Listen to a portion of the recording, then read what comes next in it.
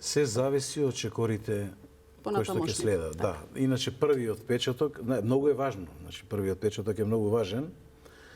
Меѓутоа во периодот пред нас ќе мора да се дистанцира и владеачката партија и владата од работата на новото раководство на обвинителството.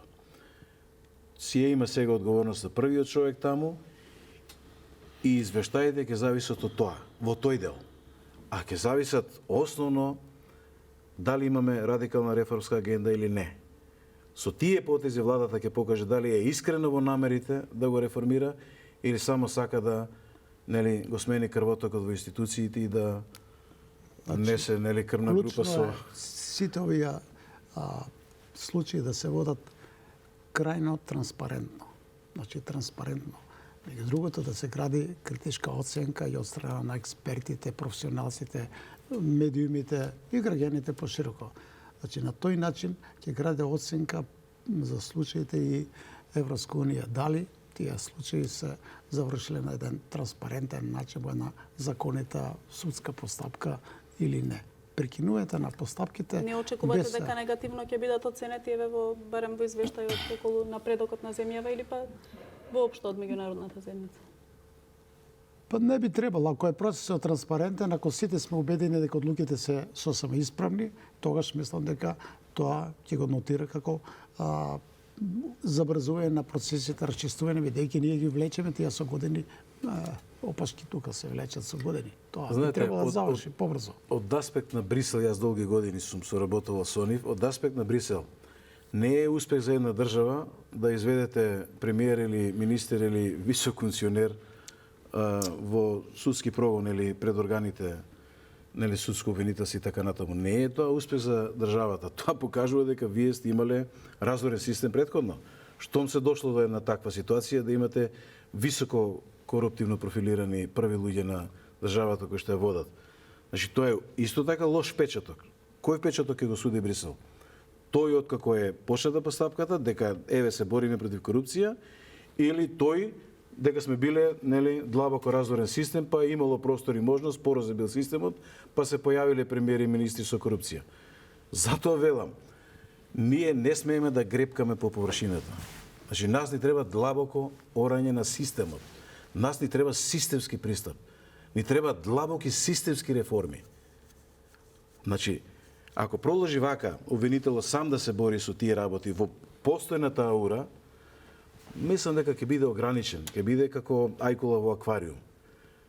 Значи, вие тој систем мора да го извадите од аквариумот, да го пуштите во океанот, да порасне во неговата природна големина, ама за тоа мора да смените средината во која што е. Тоа значи дека мора да интервенирате во нормата, мора да интервенирате во целиот сет на мерки, инструменти и така натаму. Значи, ни треба малце еден посериозен, посистематизиран пристап, ако сакаме да оставиме печаток и Брисел да рече да, овде имаме искрени и сериозни намери да државата се справи со корупцијата. Значи, корупцијата, сите знаеме, ја издефиниравме дека таа е рак рана на општеството, го јаде македонскиот организам.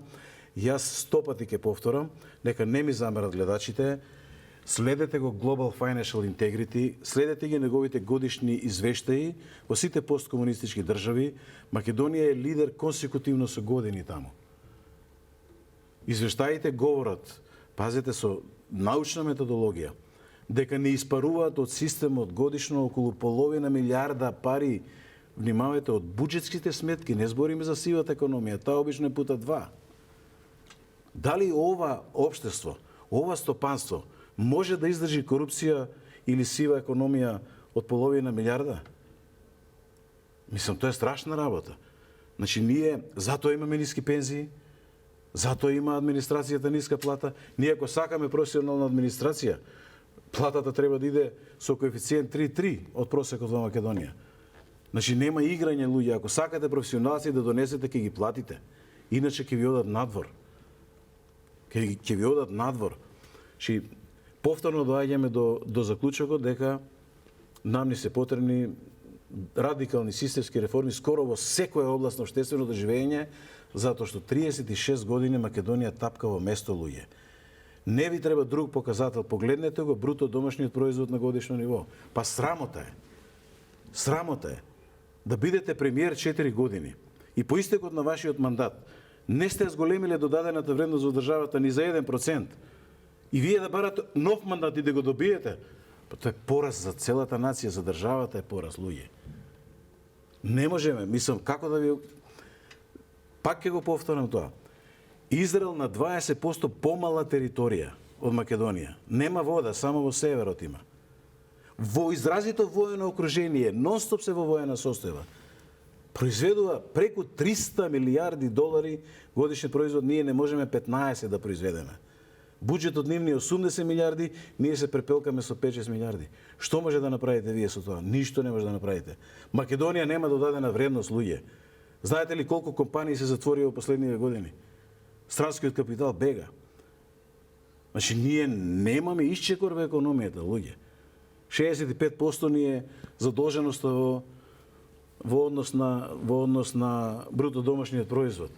Гувернерот НЕК кажува, внимавајте, тоа е фрапантна бројка дека Македонија има само 5 милиарди девизни резерви. И мислиме ние дека се тоа не знам што. Мислам, како е можно да имате вие девизни резерви помалку од вашиот долг према странство и према Париски лондонски клуб на доверители? Значи, пораз имаме во секоја област, луѓе.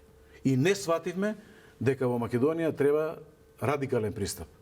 Со истите рутини и навики, со истите луѓе кои што ги имаат истите рутини и навики во едната и во другата партија, Македонија не ќе може да направи исчекор. Никој нека не се надева дека од утре ќе осамне ден и Македонија ќе стане богата и просперитетна држава. Има ли според вас оптимизам дека барем се движиме во некоја повистинска насока, дека може некако да се променат сите овие, рековте, потребни се реформи во сите институции? Желбата гледате сама... ли некаква промена последните години? Гледам желба, но не гледам резултати. Гледам страхотно слаб кадровски потенцијал во владата, на историни позиции. И сега, тоа е сигнал за премиерот да преземе радикална реформа. Внатре, во самата влада, па ако сака и во самата партија. Така да, има најавена и реконструкција на самата влада, така да. Не даваат надеж дека во наредните 2 години ќе биде поинаку. Зашто истите рутини и навики ќе продолжат и ќе имат истите резултати за уште 2 години. Така. И сега, не знам, Добра, дека се навратиме и нешто подоцна околу владината реконструкција, околу тоа што може да се промени, дали тоа ќе даде некакви резултати. Меѓутоа, ајде малку и околу надворешната политика да се префрлиме доколку дозволувате, па ќе ја фатиме и со спојбата со Блискиот Исток. ВМРО, ДПМН и СДСМ овие денови се обвинуваат меѓусебно за предавство на националните интереси. СДСМ тоа вели дека е поради изјавите на Мицкоски, дека е подготвен да чека и децении доколку е потребно за влез во Европската Унија, меѓутоа тоа да не биде на штета на македонскиот идентитет, додека пак ВМРО ДПМН и вели дека Филипче со изјавите дека е потребен побрз влез во ЕУ и дека Македонија нема време за чекање, ги продава националните интереси, односно одат во прилог на Бугарија. Кој според вас врши предавство на националните интереси? Едно конкретно прашање, повелете. Сега вака. Огромна штета е за Македонија, за демократијата, за тоа што ние немаме опозиција во суштина. Ги слушам пресконференциите на опозицијата, СДСМ понекогаш излегува со некој став и дуи. Како усто го прават? Катастрофа за Македонија. Тие да објавуваат дека владата во целина е проруска и така натаму. Тоа е едно од најсензитивните прашања. Тоа е обид за дискредитација на евроинтеграциите и дисквалификација на државата. Ако вие... Значи, тука ги гледате предавството на националните интереси? Мислам дека тука огромна стратешка грешка прави СДСМ водството со тоа што како држава не става, да речеме, под некако руско влијание. Јас, пошто ги следам многу дневно тие состојби околу странско влијание, странско мешање и така натаму. Русија нема никакво влијание во Република Северна Македонија. Уставното име да го кажем. Апсолутно. Тие тези што ги пласира опозицијата, тие после тоа ги користат пратениците во Европскиот парламент на Бугарија и така, па затоа велам дека тие сега се повикуваат, и коментарите од владеачката партија беа во насока дека одат во прилог на дека тоа апсолутно е неприфатливо, да не кажам дека тоа е класично непријателско действување против соседната држава и соседниот народ да застапувате таква теза. Друго е, мора да ги разграничиме работите. Значи, Русија апсолутно нема никакво влијание во состојбите во Македонија. Друго е, ние ако зборуваме дали има проруско расположение, има во Грција. Јас во една прилика кажав, еден висок грчки разговаравме и меѓу другото рече околу руското влијание. Вика, премиерот наш, тоа ми го кажа, вика, разговараме, да, така, неврзано, шеговите, дека освен он како председател, кој што е проамерички настроен, дека сите грци се вика проруски. Што сигурно не е точно, но сакам да ви кажам како пример дека друго е чувството, кај не знам, во Босна, во Албанија, бидејќи Албанија била многу блиска со русите таму долго време исто така биле присутни насекаде во Србија. Јас не наблегувам какво е влијанието во Србија и како се одвија тој процес, меѓутоа тоа е сосема друга работа. Македонија има изградено или усогласено надворешна и безбедносна политика согласно политиките на Европската унија. Имаме силни релации и врски со Соединетите Американски држави. Ние на тоа треба се држиме. А некој да ме прогласува дека сам проруски или не знам дека Русија има влијание, мислам дека тоа е неприфатливо, неодговорно и дека тоа не им носи никакви поени ни во Европската унија. Еве уште еден пример ќе ви кажам. На една ваква поширока конференција некој експерт беше од Косово, презентира руското влијание. Зборуваше 45 минути. Образлага и така натаму, дава образложение. Јас што го прашав? Викам, господине, ве молам, дајте ми еден пример како се одвива тоа руско влијание во Македонија. А вика, не знам, нема. Значи, сега е многу добро да зборувате против Русија.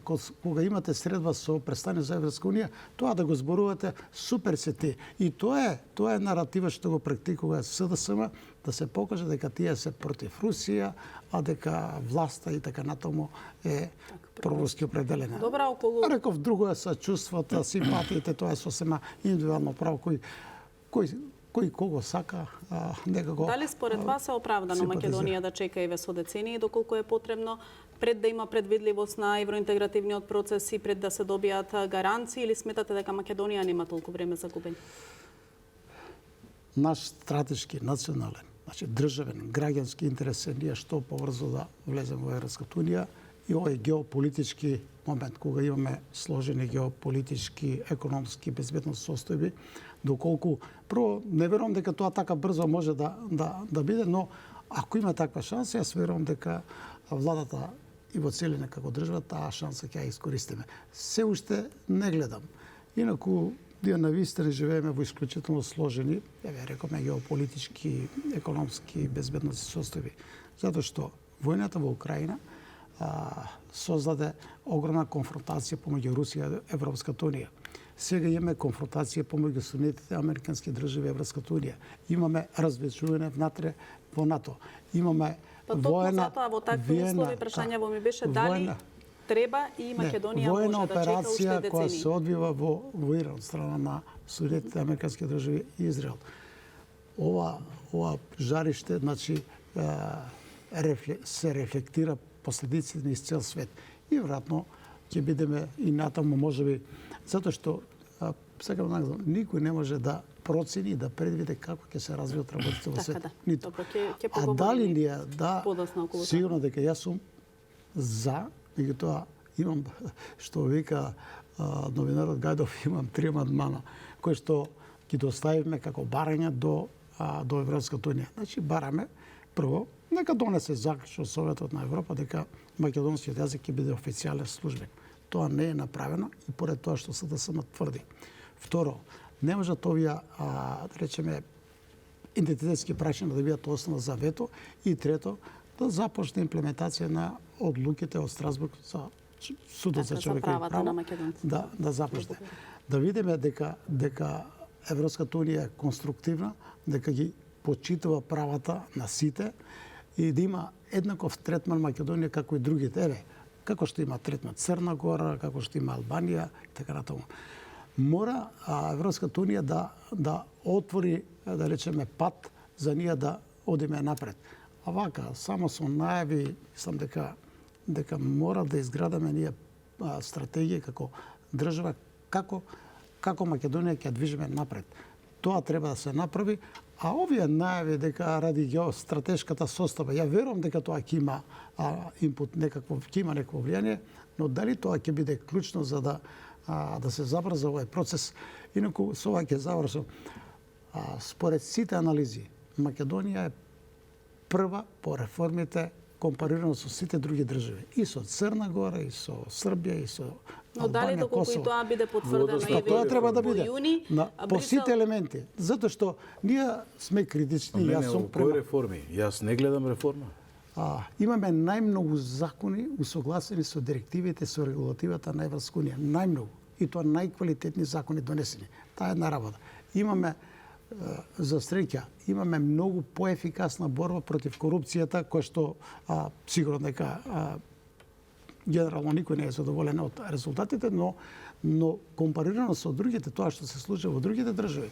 Значи, во тој дел, значи во целина или имплементирање на законските решенија, директивите, ние сме, зборувам, не критички од аспект тука во државата или да ги подобрува состојбите, ако секојдневно правиме анализи, компарација на сите овие средби.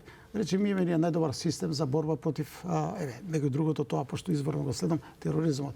И ако компарирате најдобар систем, Добра, ајде ќе видиме како ќе биде оцената земјата од Унијата во однос на реформската агенда.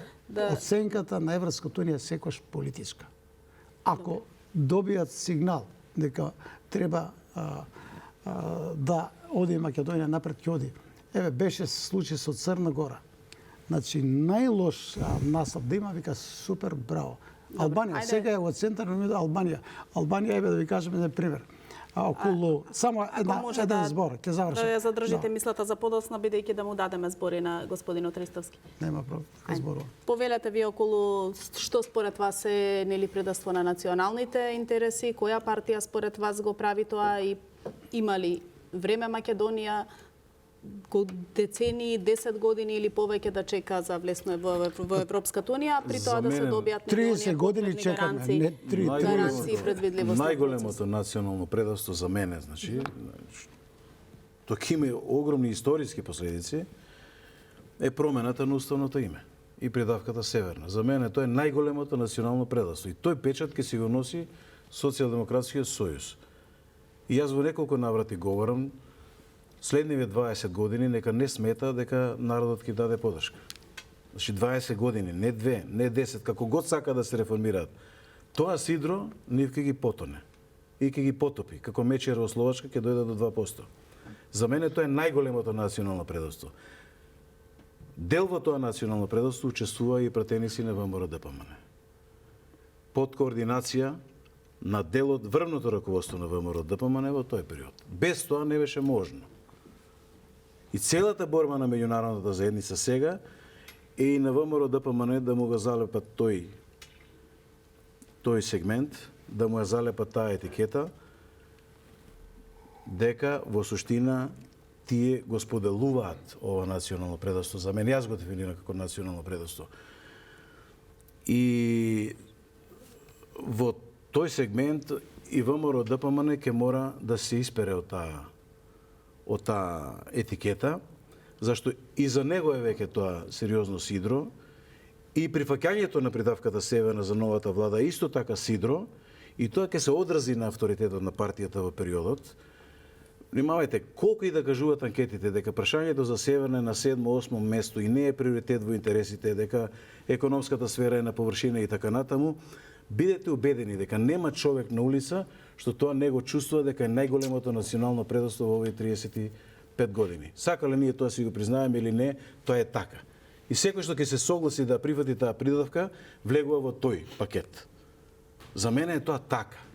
За мене е тоа прашање на национална гордост. Околу последните меѓуполитички обвинувања околу тоа кој вршал национално предавство, бидејќи еве деновиве Второто национално предавство е секој што чепнал $1 незаконито од джебовите на граѓаните, е второто национално предавство по тежина. Јас ги говорев податоците, вие половина милиарда да извадите од системот пари годишно и да ги одлеете по не знам Лупчо, какви финансиски рај дестинации. Не е точно таа проценка. Молам?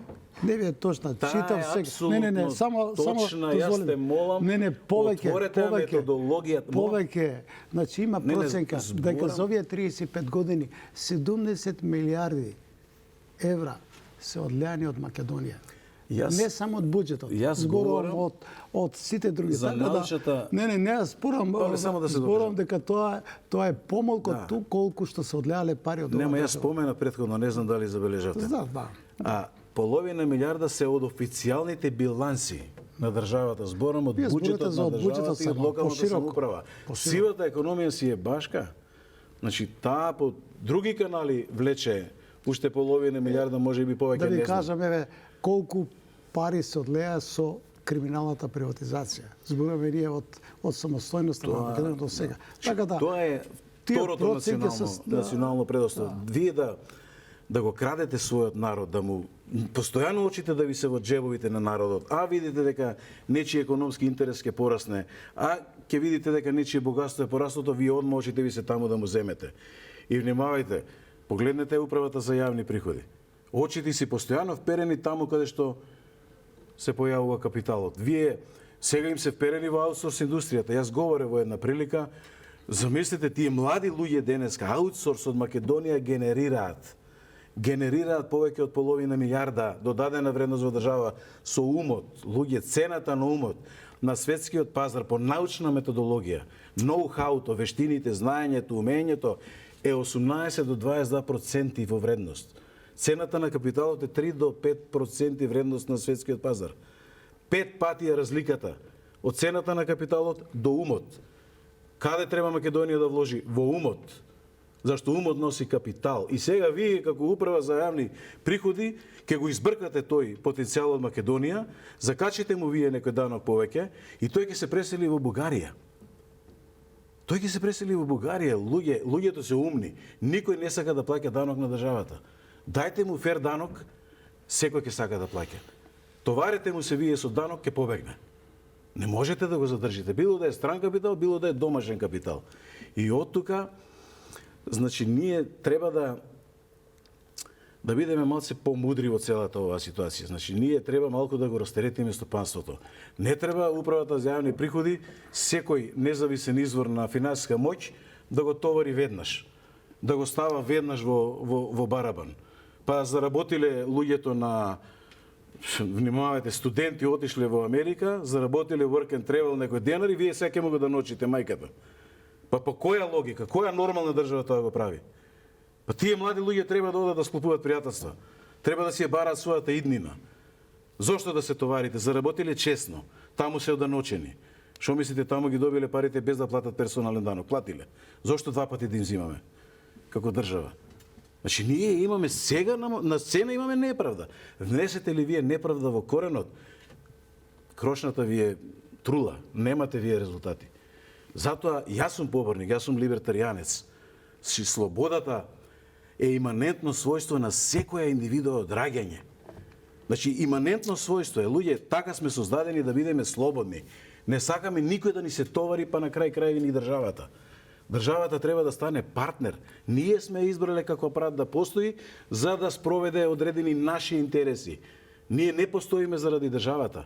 Државата постои заради нас. Кај нас ние перверзија направивме во овие 36 години. Државата ние направивме тутор. Државата да ни даде те субвенција, државата да ми даде помош, државата да ми даде тендер, државата да ми даде бизнис. Чекајте, луѓе, не е државата крава мозница. Државата е должна да создаде услови, да го отвори системот, да даде слобода, сите да заработуваат, да даде минимални фер давачки према државата. Па никој нема да... Кој е луд денеска со евазија да се занимава? Да затаја на данок да прави, да си ја навлече инспекцијската служба на врат. Па никој не сака тоа. Ама треба да дадете фер услови. Вие сте ставиле граница од 2 милиона, над 2 милиона, го правите секој поединец ДДВ обврзник. По која логика го правите ДДВ обврзник? Па ние сакаме ли богати и просперитетни граѓани или не сакаме? Не се прави богата држава на тој начин.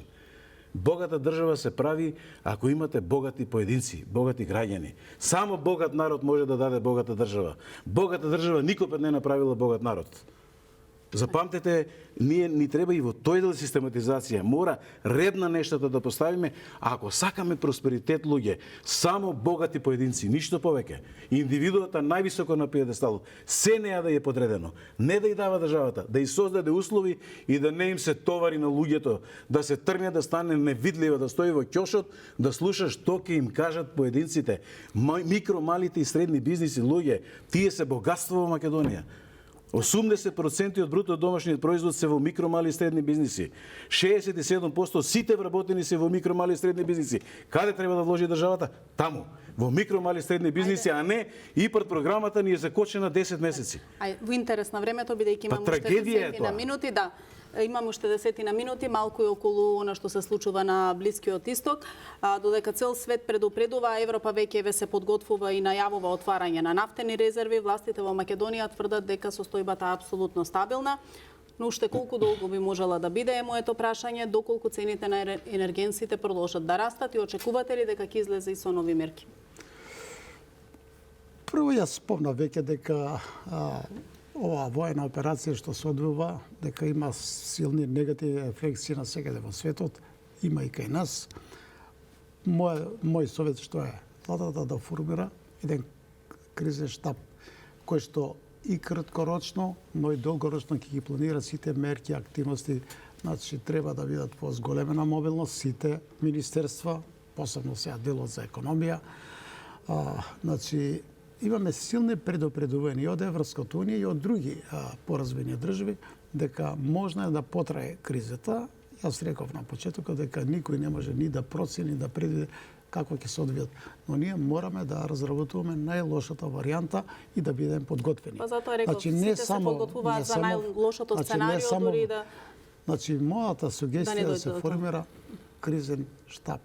Тим од експерти... А дали според вас добро се справуваат властите досега? Досега, за да не бидејќи сум во коалиција и така натаму, да афирмирам, мислам дека граѓаните ќе дадат оценка. Според моите вака согледувања, бидејќи јас теков најве се обидам да ги следам и на безбедноста, бидејќи може и таа да биде загрозена, затоа што сега Македонија мирна, стабилна, безбедна, треба тука силни мерки да се преземат, но за мене приоритет е економските мерки.